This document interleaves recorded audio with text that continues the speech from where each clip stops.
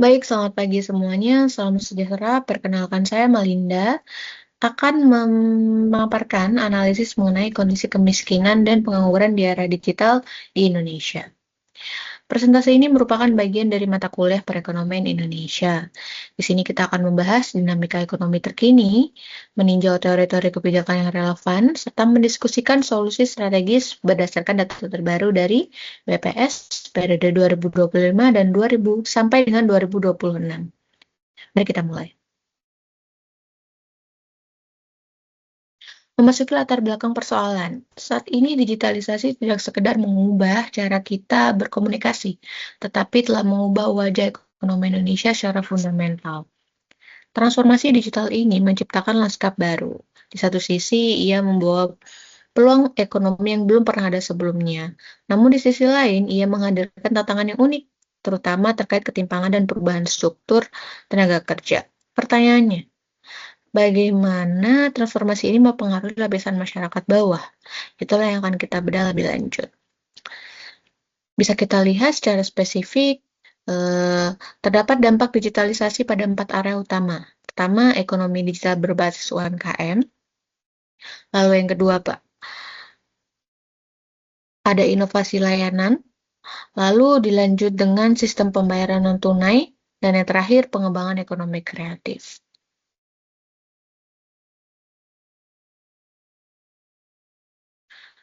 Lalu, bagaimana realita angka kemiskinan di tengah kemajuan ini?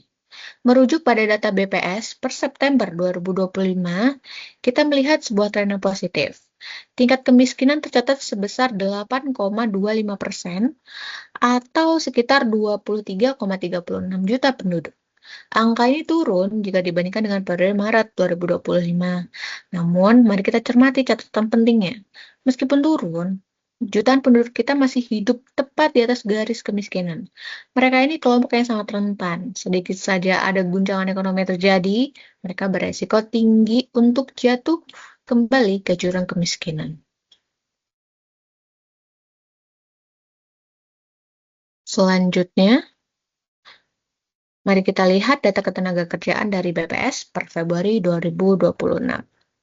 Kabar baiknya, tingkat pengangguran terbuka atau TPT juga menunjukkan penurunan, berada di angka 4,68%, dan jumlah penganggur absolut berada di kisaran 7,24 juta orang, yang mana menurun dari periode sebelumnya.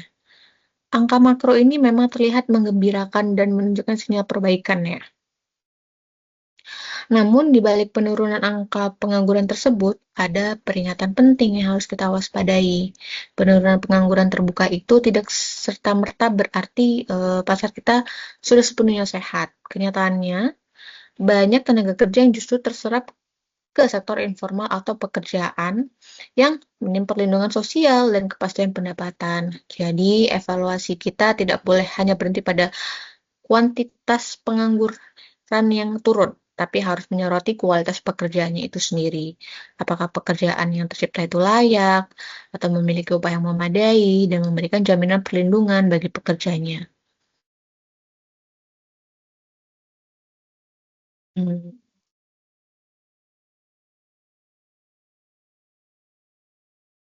Lalu untuk menganalisis fenomena kemiskinan dan pengangguran di era digital ini secara lebih mendalam, kita akan menggunakan 3 lensa teori ekonomi fundamental.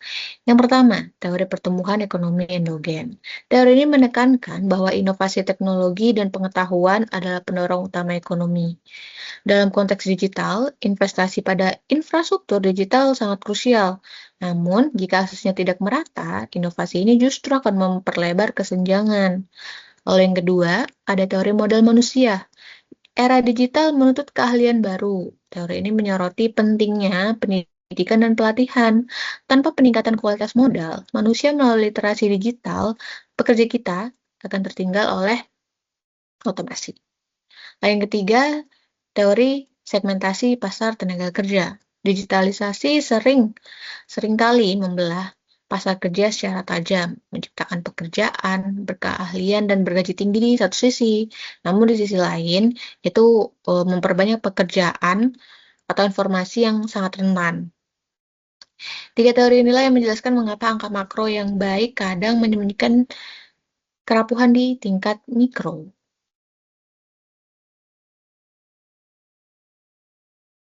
Lalu dari kerangka teori tadi, kita bisa memetakan dampak digitalisasi menjadi dua sisi mata uang,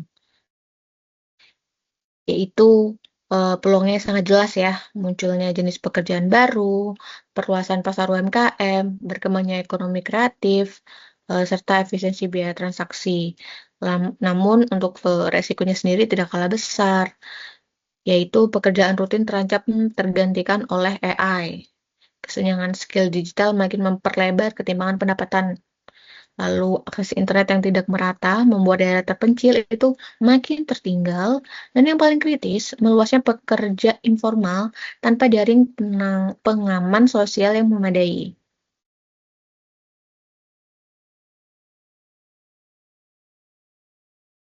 Nah, resiko-risiko tadi jika dibiarkan akan memperparah siklus yang ada pada diagram ini. Kemiskinan dan pengangguran saling memperkuat dalam sebuah lingkaran setan ya. Pengangguran menurunkan pendapatan yang menyebabkan kemiskinan. Lalu kemiskinan membatasi akses pada pendidikan, pelatihan, dan teknologi. Akibatnya apa? Akibatnya kualitas skill menjadi rendah, yang pada akhirnya membatasi peluang kerja dan kembali kepada pengangguran. Kebijakan pemerintah itu tidak bisa lagi untuk sekedar memberikan bantuan sosial konsumtif saja. Intervensi harus memotong siklus ini dengan mendorong peningkatan kapasitas kerja dan akses terhadap ekonomi digital.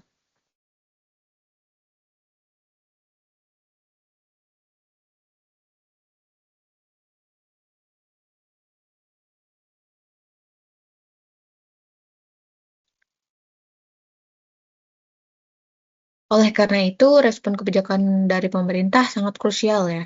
Kita butuh instrumen kebijakan yang adaptif agar era digital ini menjadi mesin pertumbuhan yang inklusif, bukan mencipta kesenjangan baru. Ada 4 area kebijakan yang perlu disasar ya. Satu, untuk peningkatan literasi dan akses digital, khususnya memastikan pembangunan infrastruktur menjangkau wilayah 3T dan kelompok rentan. Lalu yang kedua, pengembangan keahlian adaptif melalui program re- reskilling dan upskilling secara masif. Tiga, perlindungan pekerja digital, yaitu dengan membuat regulasi yang melindungi pekerja. Dan empat, memberikan insentif inovasi inklusif, mendorong startup atau inovasi teknologi yang memang dirancang untuk memberdayakan UMKM dan masyarakat kelas ke bawah.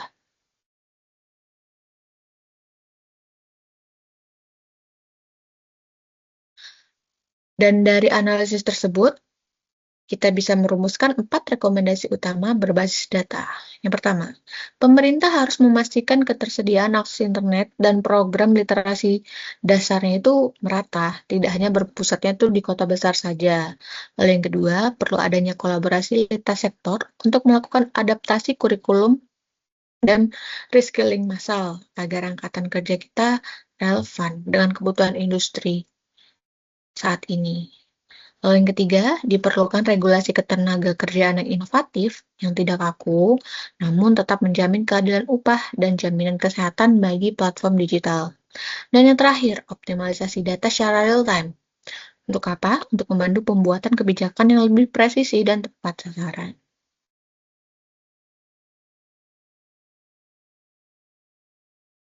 Sebagai penutup, kita bisa menyimpulkan bahwa penurunan kemiskinan menjadi 8,25% dan pengangguran menjadi 4,68% adalah sebuah sinyal positif. Namun, tugas kita belum selesai. Fokus ke depan harus digeser pada kualitas pekerjaan, memastikan terciptanya upah yang layak, dan perlindungan sosial. Digitalisasi itu harus menjadi alat untuk mencapai pembangunan yang inklusif, produktif, dan berkeadilan. Dan dengan kebijakan yang adaptif dan tepat sasaran, Indonesia pasti mampu memanfaatkan era digital ini untuk meningkatkan kualitas hidup masyarakat secara berkelanjutan. Baik, demikian pemaparan dari saya. Terima kasih atas perhatiannya. Selamat pagi.